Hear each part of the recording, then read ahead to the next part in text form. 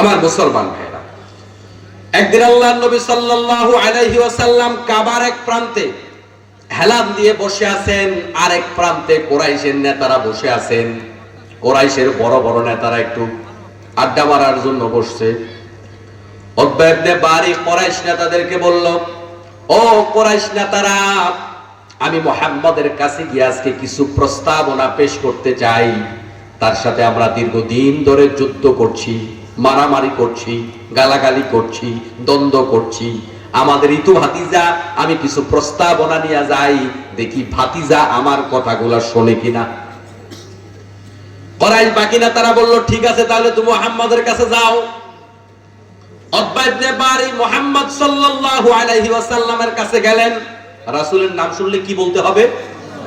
সাল্লাল্লাহু। উতবা ইবনে বারি আল্লাহর নবী সাল্লাল্লাহু আলাইহি ওয়াসাল্লামের কাছে গেলেন, গিয়া বললেন, আল্লাহর নবীর সামনে মুখোমুখি বসলেন, বসে বললেন, ভাতিজা, তুমি তো তোমার মর্যাদা জানো, তুমি আল আমিন, তুমি আস-সাদিক, তোমারে আমরা বিশ্বাস করি, তোমারে আমরা ভালো নামে ডাকি। কারণ আমরা আবু জেহেলকে নেতা মানলেও আমানতদার মানি তোমারে। আমরা জানি আবু জেহেলের কাছে টাকা রাখলে টাকাও যাইব, টাকার বস্তাও যাইব।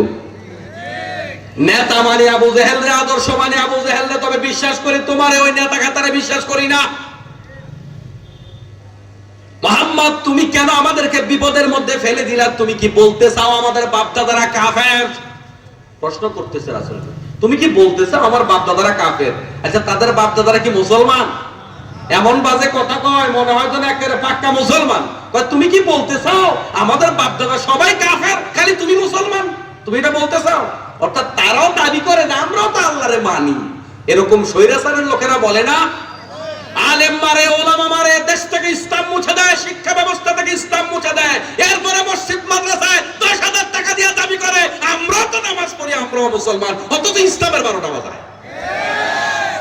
তো উতবা ইবনে বারি এসে বলতেছে, ভাতিজা, তুমি যে আমাদেরকে একটা বিপদের মধ্যে ফেলে দিলা, একটা দ্বন্দ্বের মধ্যে ফেলে দিলা, তুমি কি বুঝাইতে চাও আমাদের বাপদাদা সবাই বিধর্মী, সবাই কাফের, খালি তুমি মুসলমান? আমরা তো সবাই আল্লাহরে মানি, তবে আল্লাহর লগে আরো 360 জন মানি। আমার মুসলমান ভাইরা, এই যে কথাগুলা বললেন, এবার উতবা ইবনে বারি আল্লাহর নবীর কাছে বলে, ভাতিজা শোনো, তুমি আমাদের দেবদেবীর বিরুদ্ধে কথা বলো, আমাদের ধর্মের বিরুদ্ধে কথা বলো, আমাদের বংশমর্যাদা নষ্ট করেছ, আমাদেরকে বেইজ্জতি করেছ, আমি তোমার কাছে কিছু প্রস্তাবনা রাখতে চাই। সাউন্ডটা খুব ভালো আছে, আল্লাহ আসবেন না কিন্তু। তোমার কাছে কিছু প্রস্তাবনা পেশ করতে চাই, তুমি কি আমার প্রস্তাবনাগুলো শুনবা? আল্লাহর নবী বললেন, চাচা বলেন, আমি রাজি আছি শুনতে, আপনি বলতে থাকেন। আল্লাহর নবীর সুন্নাত ছিল তিনি মনোযোগিতার সাথে মানুষের কথা শুনতেন। এটা আমাদের সুন্নাত, মনে রাখতে হবে। কারোর সাথে কথা বলবেন, মুখোমুখি কথা বলবেন, মনোযোগিতার সাথে কথা বলবেন, আন্তরিকতার সাথে কথা বলবেন। আল্লাহর নবী বললেন, চাচা আপনি বলেন, আমি শুনি। উতবা ইবনে বারি বলল, ভাতিজা শোনো, তুমি যে একটা ভেজাল লাগাইলা পুরো এলাকার মধ্যে, তোমার কি উদ্দেশ্য কিছু টাকা পয়সা কামাই করা? যদি এটা হয় তাহলে বলো, তোমারে আমরা সবাই মিলা শিল্পপতি বানায় দিব। আর যদি তোমার উদ্দেশ্য হয় একটা সুন্দরী নারী বিয়ে করা, তাহলে ওইটাও বলো, একটা সুন্দরী নারী তোমার জন্য আমরা ব্যবস্থা করে দিচ্ছি। আর যদি বলো তুমি নেতা হইতে চাও, আমরা সবাই মিলে তোমার নেতা বানায় দিতেছি। আর যদি এটা হয় যে তুমি অসুস্থ, টাকা নাই তোমার কাছে চিকিৎসা করানোর মতো, তাহলে তোমারে আমরা বিদেশ নিয়ে চিকিৎসা করাই আনি। আর যদি এমন হয় তোমারে ভূতে ধরছে, জিনে ধরছে, তাইলে এটাও আমারে বলো, কবিরাজের কাছে গিয়া তোমার একটু ভালো ট্রিটমেন্ট করায় দেই। নাউজুবিল্লাহ বলবেন না? রাসূল অসুস্থ, রাসূল অসুস্থ। আল্লাহর নবী সাল্লাল্লাহু আলাইহি ওয়াসাল্লাম খুব মনোযোগিতার সাথে কথাগুলো শুনলেন। শোনার পরে এবার বললেন, চাচা আপনার কথা কি শেষ হইছেনি? আমার কথা কি বোঝা যায়? যায়নি? ঠিক আছে চাচা, আপনার কথা কি শেষ? চাচা কয়, ভাতিজা ঠিক আছে, আমার কথা শেষ, তাহলে এবার একটু আমার কথা শোনেন। আমার মুসলমান ভাইয়েরা, এবার আল্লাহর নবী সাল্লাল্লাহু আলাইহি ওয়াসাল্লাম এই সূরা হামিম আস-সাজদা বিসমিল্লাহির রহমানির রহিম দিয়া তেলাওয়াত করা শুরু করলেন। উতবা ইবনে বারি এরকম হাতগুলা পেছনে দিচ্ছে, আমরা পিছনে হেলান দিয়ে বসি না, আমি যেমন দেখাইছি এমনি এরকম পিছনে হেলান দিয়ে একটু এভাবে করে বসি না, এরকম অভ্যাস বাড়ি এরকম পিছনে হাতগুলো দিয়ে বসে বসে একেবারে মনোযোগিতার সাথে পুরা তেলাওয়াত শুনলেন। রাসূল তেলাওয়াত শেষ করে নগদে একটা সিজদা দিলেন। উতবা ইবনে বারী তেলাওয়াত শুনতে শুনতে শুনতে তেলাওয়াতের ভিতরে এতটা মনোযোগিতার সাথে ঢুকে গেছে, সে কোথায় আছে, কি করতেছে, কার কাছে বসছে, তার পরিচয় কি, সব কিছু একেবারে বলে তেলাওয়াতের ভিতরে ঢুকে গেছে। সুবহানাল্লাহ। রাসূল সিজদা দিলেন, তিলাওয়াত করার পরে তিলাওয়াতে সিজদা উতবা ইবনে বারী তখনও মুসলমান হয় নাই, রাসূলের সিজদা দিতে দেখে হাতে নগদ নিজেও সিজদা দিয়েছে। আল্লাহু আকবার। কিছুই বুঝে নাই, তিলাওয়াতের ভিতরে এমন ভাবে ঢুকে গেছে, রাসূল সিজদা দিছে, সেও সিজদা দিছে। সিজদার থেকে ওঠার পরে আল্লাহর নবী সাল্লাল্লাহু আলাইহি ওয়াসাল্লাম কয়, চাচা উতবা ইবনে বারী শুনে রাখেন, আমি যে কথাগুলা বললাম ভালোই ভালোই যদি মানেন তাইলে উপকার হবে, দুনিয়াতেও কল্যাণ, আখিরাতেও পুরস্কার। আর যদি আমার কথা না মানেন তবে মনে রাখেন আদ সামুদ জাতির মতো আল্লাহ পাক আপনাদেরকে গজব দিবে। গজব কর শুরু করছে উতবা ইবনে বারী নগদে আল্লাহর নবীর মুখ চেপে ধরছে। আল্লাহ নবীর মনোযোগিতা আছে নাকি আপনাদের? মুখ চেপে ধরছে। বাতিজা সাবধান সাবধান, বাতিজা গজবের কথা কইও না, আমরা তোমার বিশ্বাস করি, তুমি যদি গজব বলো নগদই গজব চলে আসবে। আল্লাহু আকবার। ঈমান আনে নাই, বিশ্বাস কিন্তু করে না আল্লাহর নবীর উপরে, মানে মন থেকে এটা জানে যে বাতিজা মিছা কথা কয় না। আল্লাহু আকবার। যখনই আল্লাহর নবী বললেন আমার কথা যদি না মানো ওই আদ জাতির মতো আল্লাহ তোমাদেরকে গজব দিবে, গজব বলতেই রাসূলের মুখ চেপে ধরলেন, বাতিজা তুমি আমাদেরকে সর্বনাশ কইরা দিও না, এই কথা তুমি কইও না, তোমার মুখে গজব যদি আসে সত্যি সত্যি আল্লাহ গজব দিবে। উতবা ইবনে বারী আবার উঠলেন, উঠে যখন ওই নেতাদের কাছাকাছি গেলেন, এবার নেতাদের একজন বলতেছে উতবা ইবনে বারীর চেহারা কিন্তু পরিবর্তন হয়ে গেছে, আগের মতো লাগে না। সুবহানাল্লাহ বলেন। ওরা বলতেছে উতবা ইবনে বারী কি আগের মতো লাগে না, চেহারা পরিবর্তন হয়ে গেছে। উতবা ইবনে বারী এসে বলতেছে, শোনো তোমরা যা ভাবছো তা নয়, মুহাম্মদ কোন জাদুকর নয়, মুহাম্মদ কোন গণক নয়, মুহাম্মদ কোন ধরনের পাগল নয়, মাতাল নয়। আমি তোমাদের কাছে দুইটা কথা বলি। এক নাম্বার কথা, মুহাম্মদের ব্যাপারে তোমরা একেবারে স্কিপ করে থাকো, চুপ করে থাকো, ভালো বলবা না মন্দও বলবা না। কেন তোমরা চুপ করে থাকবা, এটার কারণ কি? কারণ হলো এক নাম্বার, যদি মুহাম্মদ কোন দলের উপরে, কোন গোত্রের উপরে, গোটা দুনিয়ার উপরে মুহাম্মদ যদি বিজয় অর্জন করতে পারে এটা তোমাদের লাভ, কারণ তোমরা বলতে পারবা আমরার বাতিজা বিজয় অর্জন করছে। সুবহানাল্লাহ, তোমাদের লাভ। আর যদি তোমাদের ভাতিজা মুহাম্মদ পরাজিত হয় তাইলেও তোমাদের লাভ, কারণ তোমরা তো পরাজয় চাইতেছো, তো পরাজয় হইলেও তোমাদের সুবিধা, আর বিজয় অর্জন করলেও তোমাদের লাভ। তোমরা বলতে পারবা আমাদের বাতিজা বড় নেতা হইছে। কথা বুঝেন নাই? উতবা ইবনে বারী বললেন, আমি তোমাদেরকে প্রস্তাবনা দিচ্ছি, তোমরা মুহাম্মদের ব্যাপারে একবারে চুপ থাকো, কিচ্ছু বলবা না। মুহাম্মদ বিজয় হইলেও তোমাদের লাভ, পরাজিত হইলেও তোমাদের লাভ। এই কথা শুনে এবার মক্কার কাফের নেতারা কয়, আমরা বুঝতে পারছি তোমারও জিনিভূত বেশি, মুহাম্মদের জাদুর প্রভাব তোমার উপরেও পড়ছে, এটা আমরা বুঝতে পারছি। এখন আমার মুসলমান ভাইরা, এই প্রেক্ষাপটে এই সূরাটা নাযিল হয়েছে। যে আয়াত আমি আপনাদের তিলাওয়াত করে শোনালাম, এখানে দুইটা শর্তের কথা বলা হয়েছে। কয়টা শর্ত? দুইটা শর্ত যদি কেউ মেনে চলে আল্লাহ রাব্বুল আলামিন তাকে জান্নাতুল ফিরদাউসের মালিক বানিয়ে দেবেন। খুব লম্বা আলোচনা নয়, শর্ত মাত্র দুইটা। কয়টা? দুইটা কথা মানলেই জান্নাত পাওয়া যাবে, এর বেশি লাগবে না। এখন জান্নাতে যাওয়ার স্বপ্ন আপনাদের আছে না নাই? কে কে জান্নাতে যাইতে চান না হাত তোলেন। আমি ইমান টেস্ট করি, ঘুমানকে এটা টেস্ট করি। আমার ক্লাসে ঘুমানোর কোনো সুযোগ নাই এবং আমার ক্লাসে উঠারও সুযোগ নাই। যে উঠবে বুঝবেন যে এতে পরীক্ষা দিতে চায় না। আমি যা যা পড়াইতেছি আমি কিন্তু আলোচনা শেষে আবার জিজ্ঞেস করব। যে উঠবে বুঝবেন যে এই যে পড়া চললো কাছে, এই জন্য উঠতেছে। আমার কাছে কোনো কিচ্ছা কাহিনী, তেমন কণ্ঠস্বরও ভালো নাই। হুজুর এটা দেখতে বেশি পছন্দ হয় না, বাইটটা কইটা হুজুর। কথা বুঝছেন? হুজুর যেবা ছোট ওয়াজও হেবা ছোট, মন দিয়ে শুধু শুনি। আমার মুসলমান ভাইয়েরা, আমরা সবাই জান্নাতে যেতে চাই, ঠিক কিনা? আল্লাহ আমাদের সবাই তুমি কবুল করো, সবাই বলে আমিন। এখন জান্নাতে যাইতে চাওয়া এটা মুমিনের একটা গুণাবলী। মুমিন জান্নাতে যাইতে চাইবে, আল্লাহর নবী শিখিয়েছেন তোমরা যখন আল্লাহর কাছে জান্নাত চাইবা তখন তোমরা বড় জান্নাতটা চাও। অথচ বাংলাদেশের মোল্লারা গান গায়, জান্নাতের আশাও করি না, জাহান্নামরেও ডরি না। স্টেজে গান গায়, গানটা শুনছেন না? হ্যাঁ গায়নি? হ্যাঁ, হে রাসূল তোমায় ভালোবাসি, জান্নাতের আশাও করি না, জাহান্নামরেও ডরি না। মানে রাসূলের থেকে বড় আল্লাহর ওলি হয়েছে এতে। আল্লাহর নবী বলেছে জান্নাত চাও, তুমি বলতেছো আমি জান্নাত চাই না। তোমার কথা নবীর কথার লগে মিলে না, এসব তুমি সাফিরিতি দেখাইবা না রাসূলের লগে। আল্লাহর নবী সাল্লাল্লাহু আলাইহি ওয়াসাল্লাম বলেন সকালে 7 বার, বিকালে 7 বার বলো আল্লাহুম্মা আজিরনি মিনান নার, আল্লাহুম্মা আজিরনি মিনান নার, আল্লাহুম্মা আজিরনি মিনান নার। আল্লাহ জাহান্নামরে আমি ডরাই, জাহান্নামরে ডরাই, জাহান্নাম থেকে বাঁচাও। আল্লাহর নবী কয় আমি ডরাই, সাহাবীরা কয় আমরা ডরাই, আমাদের বাংলাদেশের মোল্লা কয় আমি ডরাই না। এতে নবীর চেয়ে বড় আল্লাহর নবী। বেশি ভক্তি অতি ভক্তি কিসের লক্ষণ করে?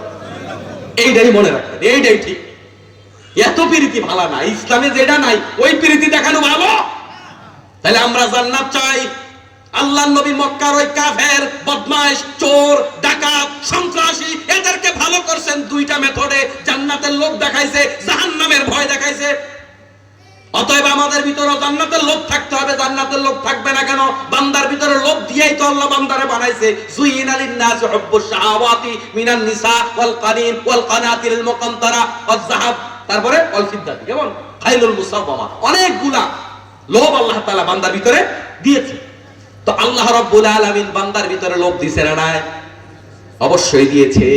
এখন লোভটা অবৈধ জিনিসের প্রতি যেন না হয় সেটা খেয়াল রাখতে হবে। কিন্তু লোভ আলেম জালেম পাবলিক আঙ্গাল বাঙ্গাল সবার ভিতরে আছে, ঠিক কি না? তাহলে জান্নাতে যাওয়ার লোভ থাকার দরকার আছে না নাই? জান্নাতের লোভ যদি না থাকে ওই লোকটা তো বেকুব। এত বড় জান্নাত, লোভ থাকবে না কেন? সবচাইতে ছোট জান্নাত কোনটা? যেই জান্নাতটা আল্লাহ রাব্বুল আলামিন খালি ঈমানের কারণে দেবেন, আর কোন নেক আমল নাই। সবার পরে জাহান্নাম থেকে আল্লাহ পাক যাকে মুক্তি দিবেন, আল্লাহ পাক যেদিন সবাইকে জাহান্নাম থেকে মুক্তি দিবেন, আল্লাহ তাআলা জাহান্নামের দারোয়ানকে বলবে ও মালিক ফেরেশতা যাও জাহান্নামী যতগুলো ঈমানদার আছে সবাইরে জামিন দিয়া দাও। মালিক ফেরেশতা বলবে আল্লাহ সবাইরে জামিন দিছে, আর কেউ নাই। আল্লাহ বলবেন না আরেকজন আছে। মালিক ফেরেশতা বলবে কই নাই তো। আল্লাহ বলবে আরেকজন আছে। মালিক ফেরেশতা খুঁজে দেখবে নাই। আল্লাহ বলবে আরেকজন আছে। মালিক ফেরেশতাকে আল্লাহ বলবে শোনো, কান পেতে শোনো, ওই জাহান্নামের ভিতরে একজন লোক সুবহান কুদ্দুসুন রাব্বুনা ওয়া রাব্বুল মালাইকাতি ওয়ার রূহ এভাবে আমার নামের তাসবিহ পড়ে জাহান্নামে পড়তেছে, তারপরেও আমারে বলে নাই। ওই আওয়াজের সুর ধরে গিয়ে আমার ওই বান্দাকে জামিন করাই আনো। মালিক ফেরেশতা জাহান্নাম থেকে লোকটাকে বের করতে যাবে, গিয়ে দেখবে পুরো একেবারে কয়লা হয়ে আছে, এই জন্য দেখা যায় না, বোঝা যায় না। চলো আল্লাহ তোমাকে মুক্তি দিছে। ওই লোক আসার চেষ্টা করবে কিন্তু হেঁটে হেঁটে আসতে পারবে না, হামাগুড়ি দিয়ে জাহান্নাম থেকে বের হবে, জান্নাতের দরজায় যাবে। জান্নাতের দরজায় যাওয়ার পরে জান্নাতের ফেরেশতা বলবে, রিদওয়ান বলবে এই বডি লইয়া জান্নাতে যাওয়া যাবে না। জান্নাতে যাওয়ার জন্য, জান্নাতের নাজ নেয়ামত হুর গেলমান ভোগ করার জন্য ওই রকমের স্বাস্থ্যবান সুন্দর বডি হওয়া লাগবে। তো কি করব? ওই নাহরুল হায়ায় যাও, ওখানে একটা ডুব দাও, তাইলেই তুমি সুন্দর হইয়া যাইবা, চির যৌবন। ওখানে যাবে, ডুব দিবে, জান্নাতে ঢুকবে। ঢুকার পরে আফসোস করে বলবে আল্লাহ জান্নাত তো দিছো, কিন্তু থাকবো কই? থাকার তো জায়গা নাই, বিল্ডিং তো সব তালা মারা। আল্লাহ বলবে বান্দা কত দূর জায়গা তোমার লাগবে? বান্দা চিন্তা করবে সবার পরের জান্নাতে আমি লাখ লাখ বছর জাহান্নামের মধ্যে পড়ছি। আল্লাহ গো তুমি যে মুক্তি দিছো এটাই তো অনেক বেশি, বেশি জায়গা লাগবে না, অল্প কদ্দুর মাথা গোজার ঠাই হলেই চলবে। সুবহানাল্লাহ বলেন। স্বাভাবিকের দূরে তো চাইবে, এর বেশি তো চাইবে না। আল্লাহ যে জামিন দিছে এটাই তো বেশি। আল্লাহ রাব্বুল আলামিন বলবে বান্দা এই সামান্য লাগবে, তোমার জন্য বরাদ্দ হলো 10টা দুনিয়ার সমান একটা জান্নাত। সুবহানাল্লাহ। তাহলে সর্বশেষ আল্লাহ পাক যাকে জান্নাত দেবে ওই লোককে দেবে 10টা দুনিয়ার সমান একটা জান্নাত। এবার বুঝেন জান্নাত কত বড়। ওই জান্নাতে আল্লাহ পাক যে বিল্ডিং দেবে, জান্নাতে 5 তলা 10 তলা 20-50 তলার কোনো বিল্ডিং নাই। জান্নাতে সর্বনিম্ন বিল্ডিং এর উচ্চতা 100 তলা। কত? সুবহানাল্লাহ ভাই, যে বলেন ওমা জান্নাতের লোভ এদেরও মনে হয় নাই। ওই কাতারে আছেন নাকি আপনারা? জান্নাতে 100 তলা বিল্ডিং আছে। 100 তলা বিল্ডিং এর মালিক কি আছেন দেখি? লোভ নাই তাইলে দুনিয়ার পাইছেন এই কারণে লোভ নাই। কি আছেন? তাহলে লোভ থাকার দরকার আছে না? না আছে।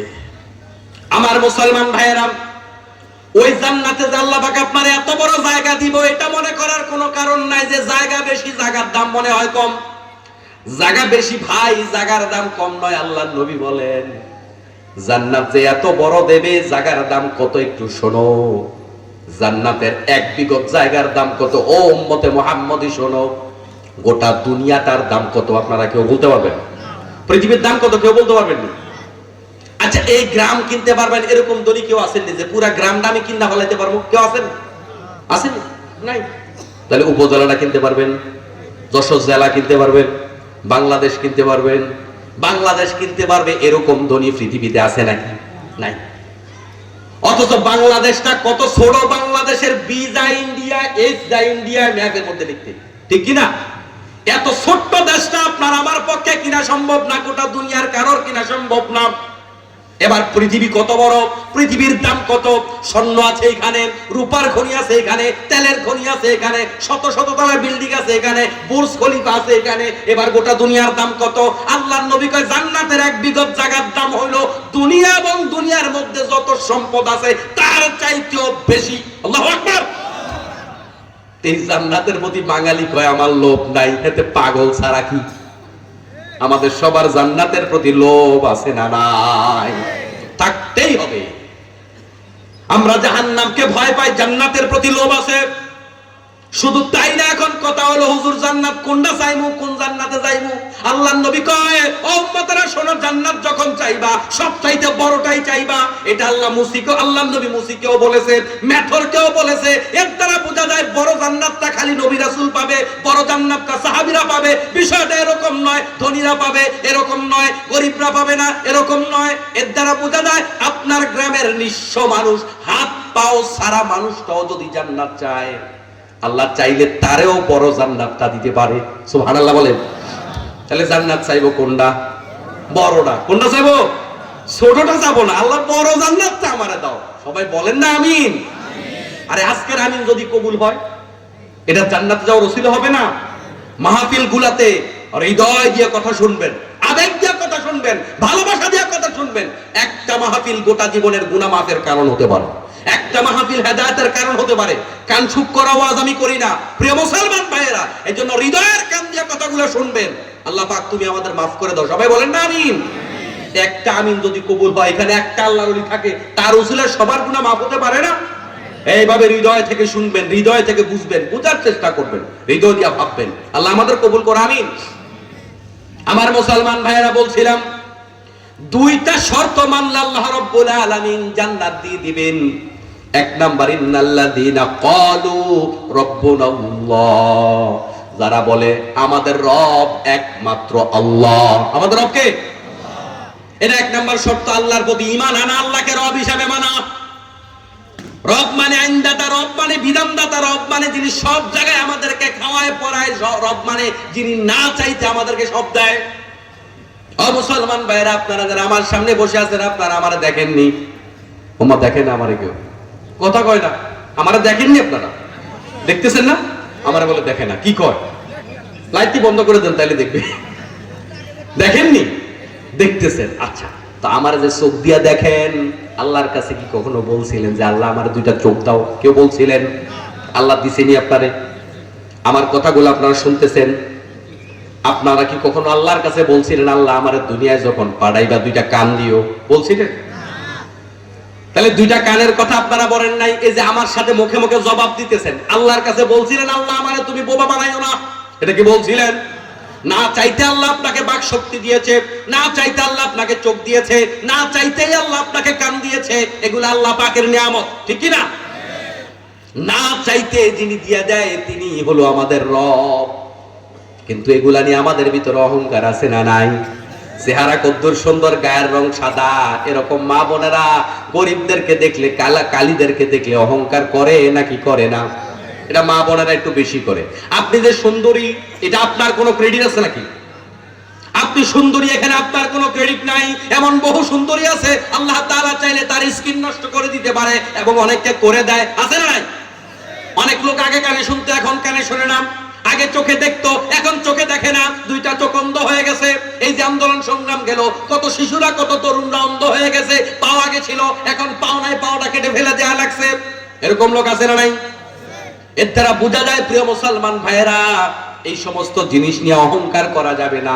অহংকার হলো আল্লাহর চাদর, যে ব্যক্তি অহংকার করবে আল্লাহ তাআলা তারে জান্নাতে ঢুকাবে না। ও মুসলমান ভাইয়েরা, এগুলো সব কে দিয়েছে? যিনি কোনো কিছু না চাইতে দেয় তার নাম হলো আল্লাহ। যারা আল্লাহকে রব হিসাবে স্বীকার করবে, 1 নাম্বার তারা জান্নাতে যাবে। ঈমান ছাড়া কাউকে আল্লাহ পাক জান্নাত দেবে না। নেক আমল দিয়ে কেউ জান্নাত পাবে না। নেক আমল হলো কেবল ওসিলা। বিশ্বনবী সাল্লাল্লাহু আলাইহি ওয়াসাল্লাম বলেন, ও আমার সাহাবীরা শোনো, তোমাদের কেউ জান্নাতে যেতে পারবে না নেক আমল দিয়া, একজনও পারবে না। সাহাবীরা বললেন, ইয়া রাসূলুল্লাহ, আমরা পারবো না, তবে আপনি তো পারবেন। আল্লাহ নবী কয়, আমিও পারবো না। জান্নাতে যেতে হবে আল্লাহ পাকের দয়ায়, আল্লাহ পাকের রহমতে। সুবহানাল্লাহ। তাহলে আমাদের নামাজ একটা ওসিলা মাত্র, আমাদের রোজা একটা ওসিলা মাত্র, আমাদের মাহফিলে আসা বসা এগুলো ওসিলা মাত্র। রহমত ছাড়া জান্নাত পাওয়া যাবে না। জান্নাত আল্লাহর দয়ায় পাইতে হবে। সুবহানাল্লাহ। কিন্তু শর্ত হলো ইমানদার হওয়া লাগবে। ইমানদার ছাড়া কারো প্রতি আল্লাহ পাক দয়া করবে না। দয়া হবে ইমানদারের প্রতি, কাফেরের প্রতি দয়া নাই, মুশরিকের প্রতি দয়া নাই। ইমানদার হওয়া লাগবে। যেই লোকটা সর্বশেষ জান্নাতে ঢুকবে বললাম, তার খালি ঈমানটা আছে, আর কিচ্ছু নাই। খালি ঈমানটা দিয়া যদি এত বড় জান্নাত পাওয়া যায়, এবার আপনি বুঝে নেন ঈমানের দাম কত বেশি। কিন্তু বড় আফসোসের বিষয়, বাঙালি ঈমান কারে কয় বুঝে না, ঈমানের দাম বুঝে না। একটা ছোট্ট বাচ্চার কাছে 2টা চকলেট দেন আর 1000 টাকার নোট দেন, ও 1000 টাকার নোট নেবে না, 2টা চকলেট নেবে। ও বুঝে না 1000 টাকার নোট দিয়া 500টা চকলেট কিনা যায়, এটা সে বুঝে না। ও চকলেটটা ছিনে। বাঙালি আজকে ঈমানের দাম না বোঝার কারণে এই বাংলাদেশের মানুষের ঈমান 2 আনা 4 আনা দিয়া কিনা পালায়। এদেশের মানুষ জায়গা বেজাগায় ঈমান হারায়। ও মুসলমান ভাইরা, ঈমান নিয়ে 2টা কথা বলি, মন দিয়া কথা শুনেন। ঈমানের দাম কত বেশি, আপনার দাম কত বেশি আপনি কি জানেন? অনেক সময় আমরা নিজের মর্যাদা বুঝি না। মর্যাদা না বুঝলে জিনিসকে মূল্যায়ন করা যায় না। আপনার দাম কত বেশি আপনি শোনেন। আপনি যতদিন এই জমিনের মধ্যে থাকবেন, এই জমিন ততদিন থাকবে। আপনি যতদিন থাকবেন সূর্য আপনাকে আলো দিবে, আপনি যতদিন থাকবেন চাঁদ আপনাকে আলো দিবে, আপনি যতদিন থাকবেন বাতাস আপনাকে অক্সিজেন দিবে, আপনি যতদিন থাকবেন এই জমিন আপনাকে ফসল দিবে। ইমানদার থাকবে না, জমিন ফসল দেবে না। ইমানদার থাকবে না, বাতাস অক্সিজেন দেবে না। ইমানদার থাকবে না, আল্লাহ পাক 7 আসমান 7 জমিন কাবা শরীফ আরশে আযীম সব চুরমার করে ফেলবে। এই সব কিছু টিকে আছে খালি ইমানদারের জন্য। ইমানদার নাই, কিচ্ছু রাখবে না, আল্লাহ পাক সব চুরমার করে ফেলবে, সব ভেঙে ফেলবে। এবার আপনি বুঝেন আপনার দাম কত বেশি। একজন ইমানদারের দাম কাবা শরীফের চাইতেও বেশি। যেদিন ইমানদার থাকবে না সেদিন আল্লাহ রাব্বুল আলামিন কাবা শরীফ সহ ভেঙে ফেলবে। কাবা শরীফ থাকার দরকার নাই, কারণ জমিন ইমানদার নাই। আরশে আযীম ভেঙে ফেলবে, আরশে আযীম থাকার দরকার নাই, জমিন ইমানদার নাই। 7 আসমান ভেঙে ফেলবে, জমিন ইমানদার নাই, 7 আসমান থাকার দরকার নাই। আপনার দামটা কত বেশি আপনি বুঝলেন না। আপনি 5 টাকার চা খাইয়া আপনার ঈমান বরবাদ করে দেন। 2000 5000 টাকা ঘুষ খাইয়া আপনার ঈমান বরবাদ করেন। সরকারি চাকরি পাইলে ঈমান বরবাদ করেন।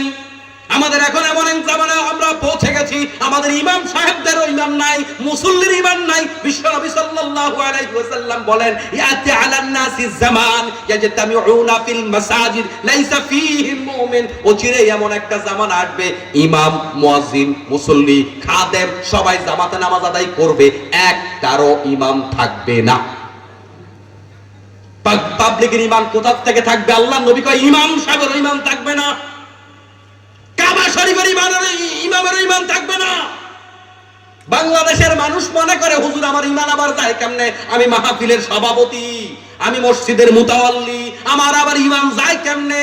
আমার বিশাল বড় দাড়ি, টুপি আছে, পাগড়ি আছে, পাঞ্জাবি আছে, আমার ঈমান যায় কেমনে? আমি প্রতি বছর লাখ লাখ টাকা মাদ্রাসায় দেই। ও মুসলমান ভাই, আজকের মাহফিল থেকে অন্তত ঈমানটা বুঝা যান। আপনার ঈমানও যেতে পারে আপনি কোন মসজিদের মুতাওয়াল্লি, কোন মসজিদের মুতাওয়াল্লি, কাবার মুতাওয়াল্লির ঈমান যায়। আল্লাহর নবীর দাদা আব্দুল মুত্তালিব যখন কাবাঘর ভাগার জন্য আব্রাহা বাদশা এসেছিল, আব্দুল মুত্তালিব তখন তার কর্মচারীরা তার কিছু কি বলে ওট, তারপরে বকরি, ছাগল এগুলা চড়াচ্ছিল। আব্রাহা বাদশার সৈন্যরা তার কিছু জিনিসপত্র নিয়ে গেছে। আব্দুল মুত্তালিব আব্রাহা বাদশার কাছে গিয়া বলতেছে, তোমার সৈন্যরা আমার ওট নিয়ে আসছে, আমার ছাগল বকরি নিয়ে আসছে, আমার এগুলো আমারে ফেরত দাও। কয় তুমি কেন? কয় আমি কাবার মুতাওয়াল্লি, কাবা শরীফের মুতাওয়াল্লি। কয় আমি কি জন্য আসছি তুমি কি জানো? কয় হ্যাঁ জানি, আমি তো কাবাঘর ভাগার জন্য আসছি, এই ব্যাপারে তোমার কি বক্তব্য? আব্দুল মুত্তালিব কয়, কাবাঘরের মালিক আমি না, এটার মালিক যে, এটা দেখবো সে, আমি ওটের মালিক, আমারটা আমার দিয়ালাম। কথা কি বুঝতেছেন আপনারা? আমি ওটের মালিক, আমি ছাগলের মালিক, আমার গুলো আমারে দাও, আমি কাবা শরীফের মালিক না, আমি কাবা শরীফের মুতাওয়াল্লি। ওইটার মালিক যিনি তিনি দেখবে। কাবা শরীফের মুতাওয়াল্লি কিন্তু ইমাম নাই। আপনি কোন মসজিদের মুতাওয়াল্লি, আপনার ইমাম যাবে না? কোন জায়গার হাজী সাহেব? আপনি কি একা হাজী সাহেব? আবু জাহেল হজ করছে, আবু জাহেল কি হজ করে নাই? কথা কোন? আবু জাহেলের দাড়ি আপনার চাইতে বড়, আবু জাহেলের পাঞ্জাবি আপনার চাইতে বড়, আবু জাহেলের আব্দুল্লাহ ইবনে উবাইর পাগড়ি আপনার চাইতে বড়, কিন্তু ঈমান নাই। এজন্য মুসলমান ভাইরা মনে রাখবেন, ঈমান এরকম জিনিস না যে আপনি গেলে টের পাইবেন। ঈমান এমন জিনিস না এটা ইস্তেফা দেয়া লাগে। ঈমান এমন জিনিস না যাওয়ার সময় ব্যাটারি ল দেখায় যে ব্যাটারি ল ঈমানের, এরকম নাকি? ঈমান যাওয়ার সময় আপনার একটা সিগন্যাল দিয়ে দেবে, লাল বাতি জ্বলবো, এরকম। ঈমান যাওয়ার সময় এরকম যে ওযু ভাঙার সময় একটা আওয়াজ হয়, দুর্গন্ধ বের হয়। ঈমান যাওয়ার সময় কি দুর্গন্ধ বের হয়? ঈমান যাওয়ার সময় কি গোট বাই কইয়া যায়নি? তাহলে বোঝা যায় ঈমান আছে না নাই আপনিও টের পাইবেন না। আপনার একটা কথায় আপনার ঈমান যাবে, আপনার একটা কাজে আপনার ঈমান যাবে, আপনার একটা চিন্তায় আপনার ঈমান যাবে, আপনার একটা সিদ্ধান্তে আপনার ঈমান চলে যেতে পারে, এক কাপ চা খায়া ঈমান যাইতে পারে। এজন্য ঈমানের ব্যাপারে সাবধান হওয়ার দরকার আছে না নাই? তাহলে এক নাম্বার শর্ত, ইন্নাল্লাযীনা ক্বালু রব্বুনাল্লাহ, যারা আল্লাহকে রব হিসাবে মানে, এক নাম্বার তারা শর্ত পূরণ করলো। তাহলে আল্লাহকে রব হিসাবে মানবো, ঈমান আনবো। এই ঈমানটাকে আমরা একটু যত্ন করে রাখবো, কারণ ঈমানটা চুরি হওয়ার সম্ভাবনা কম না বেশি? ঈমানের চাইতে দামি জিনিস আর কিছু নাই। কম দামি জিনিস চুরি হয়, এটা দেখা যায় না। বেশি দামি জিনিস বেশি চুরি হয়, কম দামি জিনিস 10 টাকার নোট রাইখা দেন এখানে, দেখবেন কালকে সকালেও হয়তো পড়ে আছে, কেউ ধরতেও চায় না খুব সহজে, কারণ 10 টাকা দিয়ে এখন আর মাল কিনুন যায় না। কিন্তু 1000 টাকার নোট রেখে দেন, এটা থাকবে না, কারণ জিনিস এটা দামি। বাজারে নকল নোট কোনটা বের হয়? 20-50 টাকার নোট নকল হয় না, 1000 টাকার নোট নকল হয়। এজন্য সমাজের মধ্যে হাজার হাজার লাখো লাখো নকল ইমানদারের ছড়াছড়ি। এরা নিজের ইমানদার দাবি করে ইসলামের পাল্টা বাজাবার চেষ্টা করে। বাংলাদেশ থেকে যারা ইসলাম তুলে দিতে চায়, এরা নিজেদেরকে কাফের বলে না, এরা নিজেদেরকে ইমানদার বলে। এরা ইমানদার দাবি করে মসজিদে টাকা দিয়া, মাদ্রাসায় টাকা দিয়া সিলেবাস থেকে কোরআন শরীফ মুছে দেয়। এজন্য আমার মুসলমান ভাইয়েরা মনে রাখতে হবে, ঈমান বড় দামি জিনিস। আমার জীবন যাবে তবে আমি ঈমান দিতে রাজি না। আমার চাকরি যাবে আমি ঈমান দেব না। আমার গলায় ফাঁসির রশি লাগানো হবে, আমি ঈমান দেব না। আল্লাহ বলেন, ইন্নাল্লাযীনা ক্বালু রাব্বুনাল্লাহ, আল্লাহকে যারা রব হিসেবে মানে, এই রব আল্লাহ বারবার প্র্যাকটিস করায়। আমাদের রূহগুলাকে আল্লাহ বানাইয়া এরকম সমাবেশ করেছে। সমাবেশ করে আল্লাহ রাব্বুল আলামিন বলে, আলাস্তু বিরাব্বিকুম, আমি কি তোমাদের রব নই? আমরা সবাই মিলে বলেছিলাম ক্বালু বালা, হ্যাঁ অবশ্যই আপনি আমাদের রব। আমাদের রূহের জগতে আল্লাহ আমাদের থেকে জানতে চাইছে আমি তোমাদের রব কিনা। আমরা সবাই মিলে বলেছি তুমি আমাদের রব। আবার আপনাকে আল্লাহ পাক কোরআন শরীফ দিলেন, আল্লাহ তাআলা একেবারে প্রথম আয়াতে শিখাচ্ছেন, আলহামদুলিল্লাহি রাব্বিল আলামিন, সমস্ত প্রশংসা ওই রবের জন্য যিনি সবগুলা জগতের মালিক। এখানেও রব। রুকুতে যাচ্ছেন, আপনাকে আল্লাহ পাক শিখায় দিচ্ছে, আমার কাছে এভাবে বলো, সুবহানা রাব্বিয়াল আযীম, ওই মহান রবের প্রশংসা করছি আমি, তিনি মহা পবিত্র। এখানেও রব। সিজদায় গেলেন, আপনি বলছেন সুবহানা রাব্বিয়াল আলা, এখানেও রব। এবার যখন কবরে যাবেন, ফেরেশতা আপনারে প্রশ্ন করবে, মার রব্বুকা, রবকে বলো। সব জায়গায় রবের প্রশ্ন। তার মানে সারা জীবন আল্লাহ রব রব রব রব এটা পড়াইছে। কবরে যাওয়ার পরে এবার ফেরেশতা জিজ্ঞেস করবে, রবকে বলো। মুসলমান ভাই, আল্লাহকে রব হিসেবে স্বীকার করতে হবে কোন জায়গায়? মসজিদে। কথা বলবেন। কিন্তু বাংলাদেশের মানুষের সমস্যা তো এই জায়গায়। এই যে আপনারা আমার সামনে বসছেন, নামাজের মাসআলা কম জানেন, বেশ জানেন, এটা সত্য। সবাই জানেন নামাজ পড়া ফরজ, কিন্তু পড়েন না। সবাই জানে রোজা রাখা ফরজ, কিন্তু রাখে না। বহু লোকের হজ ফরজ, কিন্তু করে না। যৌতুক খাওয়া হারাম জানে, তাও খায়। এরপরও বউর লোকে চাপাচাপি করে। বউ পিটানো নিষেধ জানে, তারপরও বউরে পিটায়। পিতা মাতার অবাধ্য হওয়া খারাপ জানে, তারপরও পিতা মাতারে ভাত দেয় না। মিথ্যা কথা বলা হারাম জানে, তারপরেও বলতেছে। ওজনে কম দেয় নিষেধ জানে, তারপরেও বলতেছে। এই ওয়াজ আমি করা লাগে না, এই ওয়াজ আপনারা সবাই জানেন। তাহলে আমারে কেন আনছে? বাংলাদেশের মানুষের সমস্যা কোথায় এক নজরে যদি বলতে হয়, এক নজরে এক লাইনে যদি আপনারা আমারে বলেন, হুজুর এক লাইনে বাংলাদেশের সমস্যা বলেন। বাংলাদেশের সমস্যা হলো দেশের আওয়ামী লীগ বলেন, বিএনপি বলেন, জাতীয় পার্টি বলেন, সবাই ধর্মকে ভালোবাসে, সবাই আল্লাহকে ভালোবাসে, কোরআন ভালোবাসে, হাদিস ভালোবাসে। সমস্যা হলো এক জায়গায়, আল্লাহকে সবাই মানে। আওয়ামী লীগ, বিএনপি, তাবলীগ, পাবলিক, জাতীয় পার্টি, জামাত সবাই আল্লাহকে মানে। সমস্যা এক জায়গায়, আল্লাহরে সব জায়গায় মানতে চায় না। এইটাই সমস্যা। ওয়াজের দূর, আর কিছু আর কিছু না। আল্লাহরে নামাজে মানতে রাজি, আল্লাহরে মিছিলে মানতে রাজি না। আল্লাহরে নামাজে মানতে রাজি, আল্লাহরে আইনে মানতে রাজি না। আল্লাহরে মসজিদে মানতে রাজি, আল্লাহরে বিচারে মানতে রাজি না। আল্লাহকে মসজিদে মানতে রাজি, আল্লাহকে সংসদে মানতে রাজি না। ঠিক না বলেন? এই বাংলাদেশের দুর্গতি এই কারণে, আল্লাহকে সব জায়গায় মানে না, খালি মসজিদের মধ্যে মানে। আর মসজিদে মানার কারণে মসজিদ গুলার মধ্যে শান্তি আছে, মসজিদে মারামারি নাই। মাহফিলে আল্লাহরে মানে। এত মানুষ শীতের মধ্যে বসে আছে, এখানে অনেক সম্মানিত মানুষ বসে আছেন, যাকে আগামীকাল 2000 টাকা দিল এরকম চেতনাইয়া বইবেন না।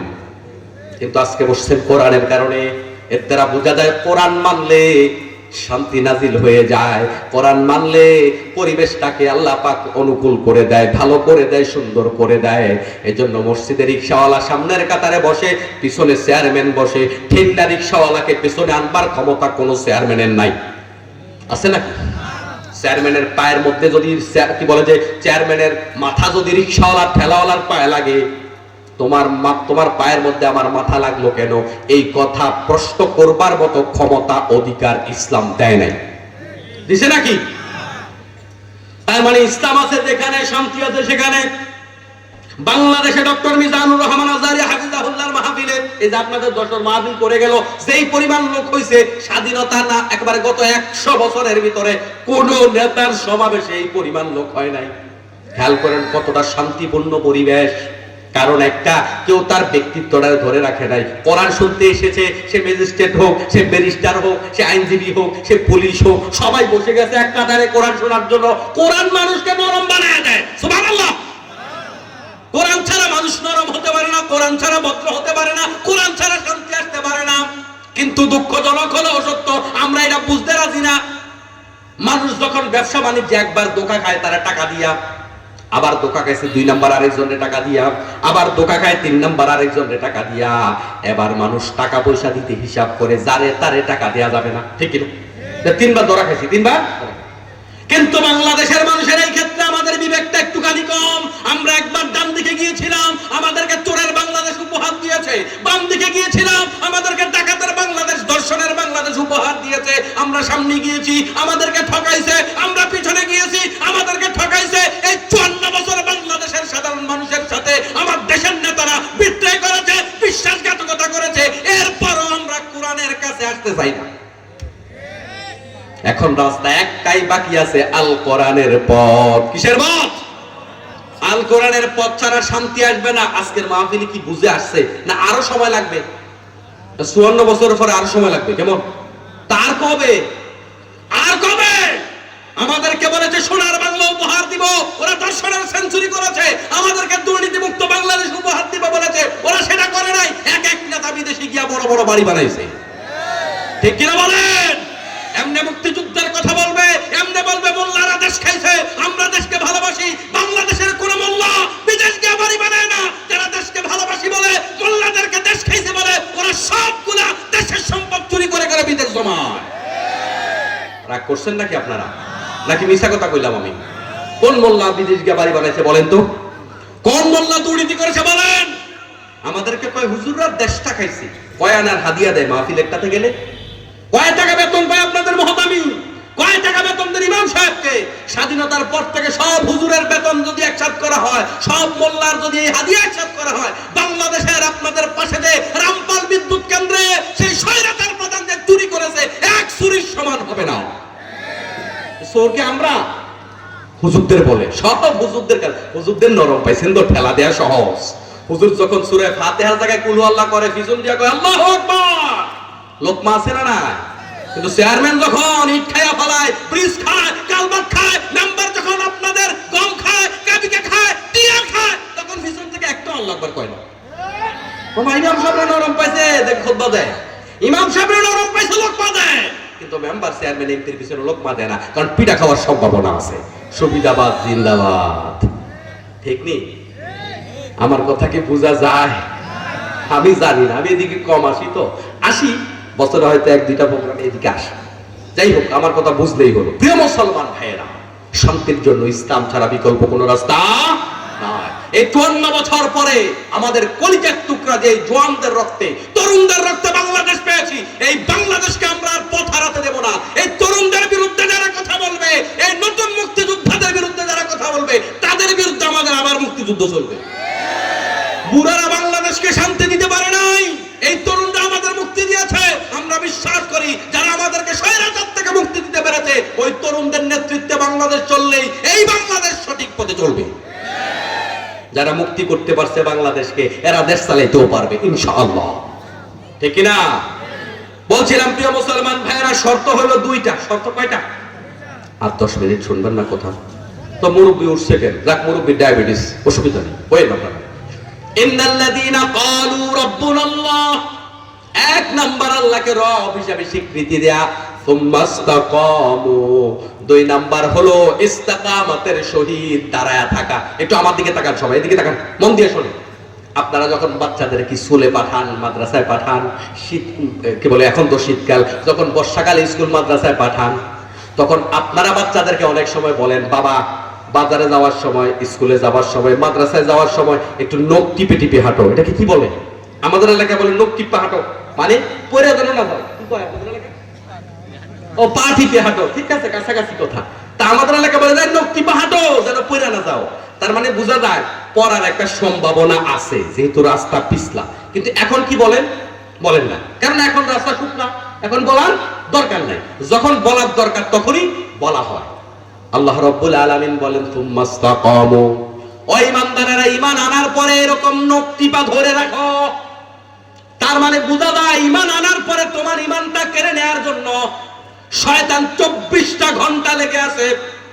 শয়তান গোটা জীবন মানুষকে অসওয়াসা দেয়, কিন্তু শুধু জীবনে অসওয়াসা দেয় এরকম নয়। একটা মানুষ যখন মৃত্যু সজ্জায় থাকে, ওই মৃত্যু সজ্জায় থাকা অবস্থায় ঈমান ধরে রাখা যে কত কঠিন হবে শুনলে অবাক হবে। শয়তান পিতা মাতার বেশ ধরে আসে, আয়েশা বলে, আমি তোমার বাপ, আমি মারা গেছি। মোল্লারা যে বলছে জান্নাত পাওয়া যায়, জাহান্নাম পাওয়া যায়, ও আমার কলিজার টুকরা সন্তান, সবটা মিছা। মোল্লারা মিছা কথা কইছে। আপনার বাবা যদি আপনাকে এমন কথা বলে, কবর, হাসর, মিজান সব মিছা, আমরা তো তোমার আগে মারা গেছি, এগুলা কিচ্ছু নাই। আপনার বাবা মায়ের বেশ ধরে শয়তান যদি এই কথা বলে, বলেন দেখি ঈমান ধরে রাখা কঠিন না সহজ? কঠিন না সহজ?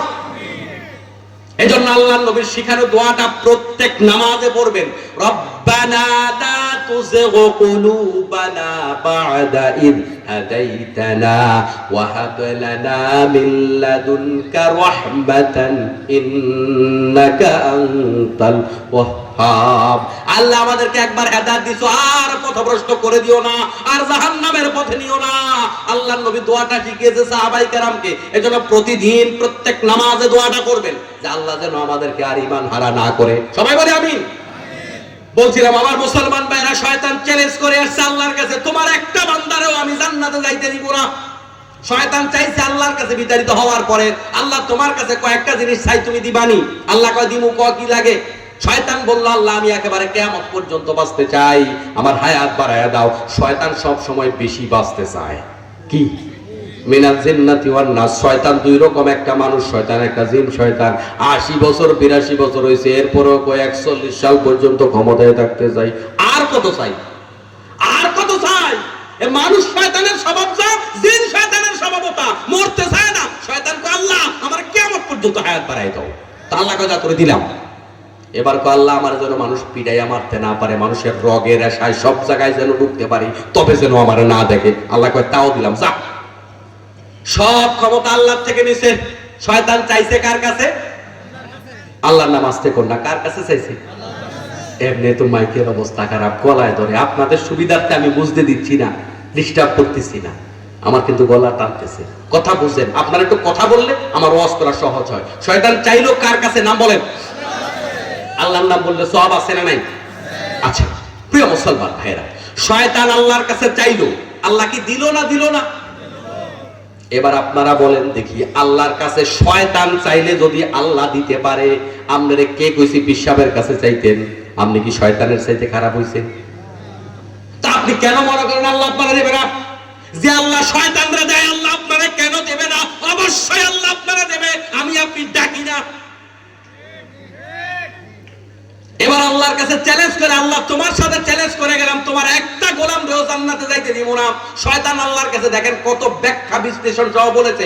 শয়তানের ভাষাটা আল্লাহর নবী আমাদেরকে শোনাচ্ছে। শয়তান আল্লাহকে বলেছে, আমি মানুষের ডান দিক থেকে হামলা করব, বাম দিক থেকে হামলা করব, সামনের দিক থেকে হামলা করব, পিছনের দিক থেকে হামলা করব। আমি কিন্তু বানায় বলতেছি না, শয়তান এভাবে বলছে আল্লাহ চতুর্মুখে হামলা করবে এবং প্রতিটা দিকের নাম বলে আল্লাহর কাছে বলে আছে, আল্লাহ চতুর্মুখে হামলা করবে, আমি দেখে দেব তোমার গোলামরা কেমনে জান্নাতে যায়। আল্লাহ কয় শয়তান তোর কথা শেষ। শয়তান কয় শেষ। আল্লাহ কয় শোন, আমার বান্দা গুনাহ কয়টা করবে? কয়টা করবে?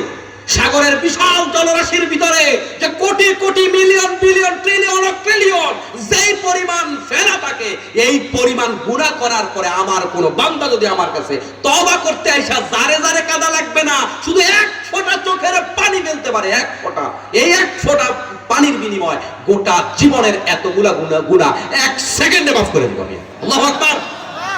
কেমনে তুই জাহান্নামে নিবি? কেমনে জাহান্নামে নিবি? তার মানে আল্লাহ রাব্বুল আলামিন আমাদেরকে মাফ করার জন্য আমাদের চাইতে বেশি এগিয়ে আসছে। এজন্য হাদিসে কুদসির মধ্যে আসছে, আল্লাহর কোন বান্দা যদি আল্লাহর দিকে এক বিঘা তাকায়, আল্লাহ তার দিকে এক হাত তাকায়। সুবহানাল্লাহ কোন? আল্লাহর কোন বান্দা যদি আল্লাহর দিকে এক হাত তাকায়, আল্লাহ তাআলা তাকে মাফ করার জন্য দুই হাত তাকায়। আল্লাহর কোন বান্দা যদি আল্লাহর দিকে হাঁটতে হাঁটতে আগায়, আল্লাহ রাব্বুল আলামিন তারে ক্ষমা করবার জন্য তার দিকে আল্লাহ তাআলা নিজে দৌড়াইতে থাকে। সুবহানাল্লাহ।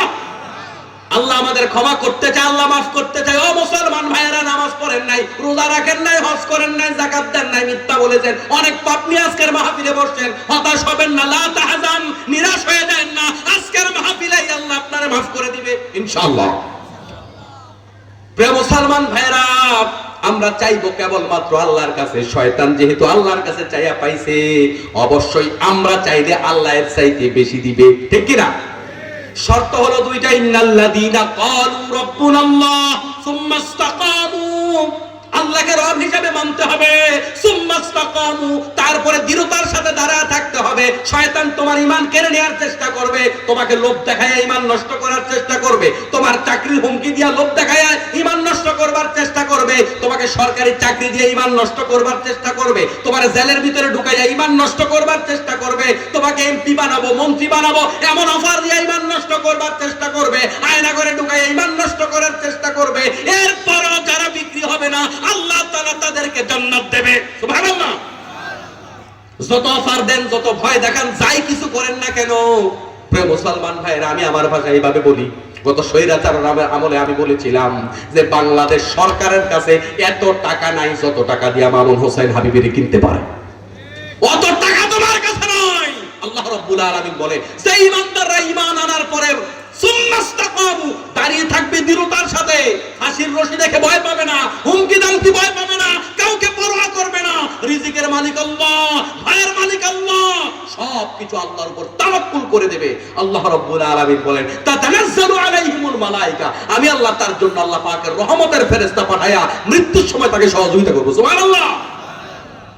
তাতানাজ্জালু আলাইহিমুল মালায়েকা আল্লাহ তাখাফু ওয়া লা তাহজানু, আল্লাহর ফেরেশতা বলবে বান্দা টেনশন করিও না, চিন্তা করিও না। জান্নাতের ছবি দেখাবে বান্দাকে, জান্নাতের ছবি দেখানোর সাথে সাথে আল্লাহর বান্দার রূহটা কলসি থেকে পানি ঢাললে পানিটা যত সহজে কলসি থেকে পড়ে যায়, আল্লাহর বান্দার রূহটা ঠিক সেভাবে তাড়াতাড়ি বের হয়ে আসবে। সুবহানাল্লাহ।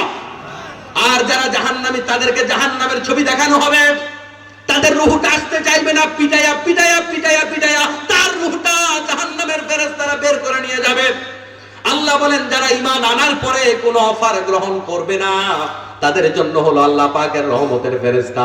কিন্তু আফসোসের বিষয় হলো, একটু আগে যে হাদিসটা বলেছিলাম, কিয়ামতের আগে ইমাম সাহেবেরও ইমাম থাকবে না। এই 16 বছর বাংলাদেশের আলেম ওলামা, ইমামরা, খতিবরা যদি হক কথা বলতে পারতো, এই স্বৈরাচার 16 বছর থাকতো না। বরং ম্যাক্সিমাম আলেম ওলামা ওই স্বৈরাচারের তাবেদারি করেছে। সরকারি কওমি আলিয়ার অল্প কয়েকজন আলেম ওলামা হক কথা বলেছে, এদেরকে রিমান্ডে নেওয়া হয়েছে, এদেরকে আয়না করে নেওয়া হয়েছে, এদের হাত পা ভাঙা হয়েছে, গুম করা হয়েছে, সমুদ্রের মধ্যে ফেলে দিয়েছে মেরে।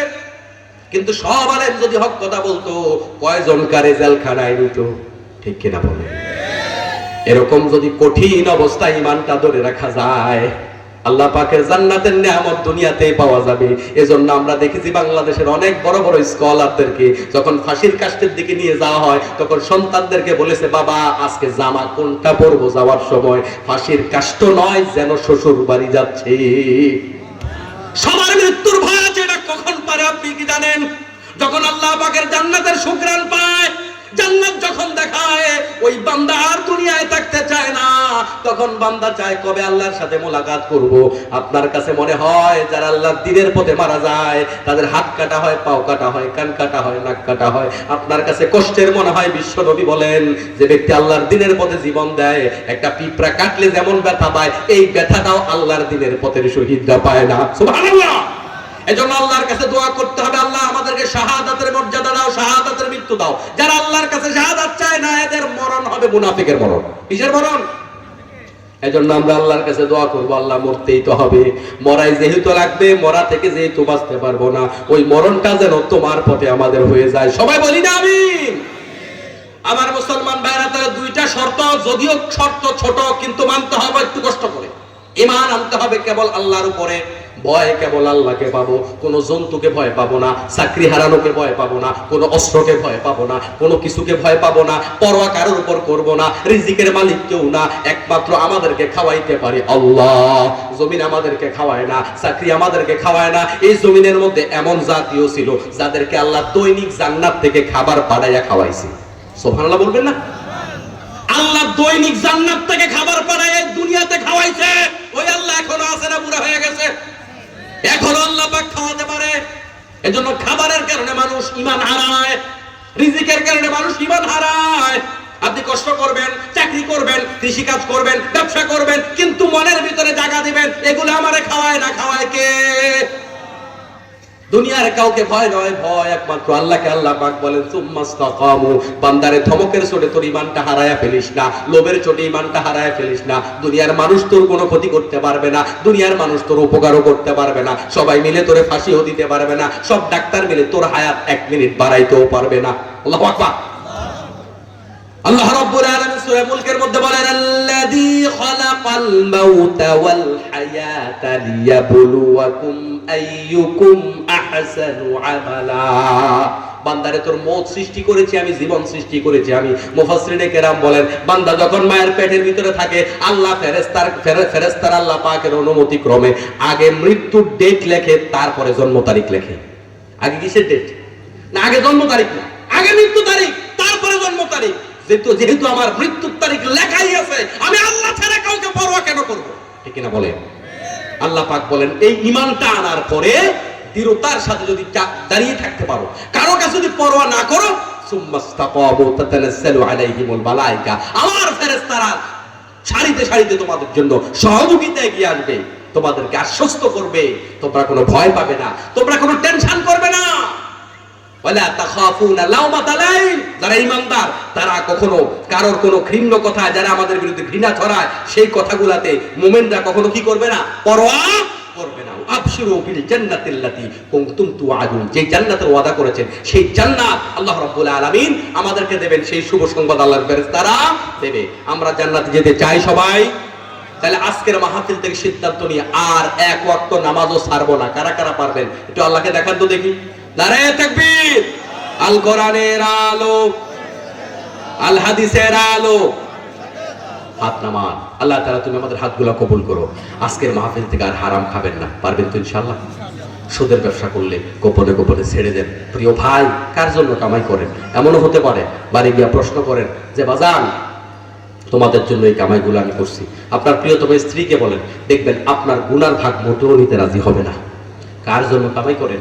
কেউ নেবে না আপনার গুনার ভাগ, আপনাকে নিয়ে জাহান্নামে চলে যেতে হবে আপনাকে। এই জন্য আজকেই হারামটা ছেড়ে দেন। আগামী বছর ভালো হবেন, দাড়িটা আগামী বছর রাখবেন, নামাজটা রোজার পরে রাখবেন। সময় পাইবেন না, সময় পাইবেন না, রোজা পর্যন্ত সময় পাবেন না। কবরস্থানের পাশে গিয়ে তো নীরবে দাঁড়ান, দাঁড়িয়ে প্রশ্ন করেন। এই গোরস্থানে এমন অনেক লোক আছে যারা ভেবেছে আগামী বছর ভালো হবে, তারপরের বছর ভালো হবে, তারপরের বছর সুদটা ছাড়বে, এরপরের বছর ঘোষ ছাড়বে। এমন চিন্তা করা কত মানুষ শুয়ে আছে, তার জন্য পরের বছর আর আসে নাই। আসে না নাই? পরের বছর আর আপনাদের জন্য পরের বছর আসবে? আপনারা শিওর পরের বছর আসবে?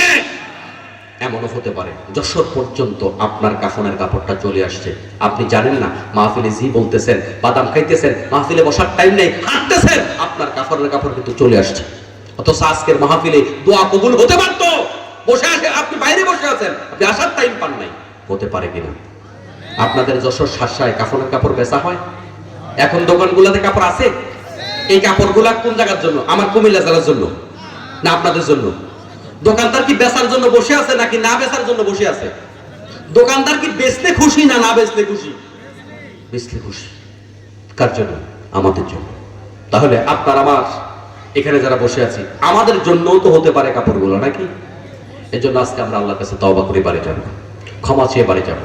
হারাম খাবো না, পেটের ভিতরে হারাম ঢোকাবো না, সুদের সাথে সম্পৃক্ত হব না, ঘোষের সাথে সম্পৃক্ত হব না, ইমান টাকার মাধ্যমে বিক্রি করব না, বিবেক বিক্রি করব না, মিথ্যা সাক্ষী দেবো না, আইন ঠেলবো না, মানুষের ক্ষতি করব না, দোকানে বসে বসে গীবত করব না, আড্ডা মারবো না। পারবেন? আর আসতে করুন, সবাই বলেন পারবেন? তাইলে এই যে আজকের এই মাহফিলের আয়োজন মাদ্রাসা কর্তৃপক্ষ করেছে, তখন এটা সার্থক। আল্লাহ তাআলা এতক্ষণ পর্যন্ত আমি যে কথাগুলো বলেছি, সবার আগে আমাকে, পাশাপাশি সবাইকে আমল করার তৌফিক দান করুন। আমিন। হাদা মা ইনদি ওয়াল ইলমু বিল্লাহি আলাইহি তাওয়াক্কালতু ওয়া ইলাইহি উনীব। আসসালামু আলাইকুম ওয়া রাহমাতুল্লাহি ওয়া বারাকাতুহু।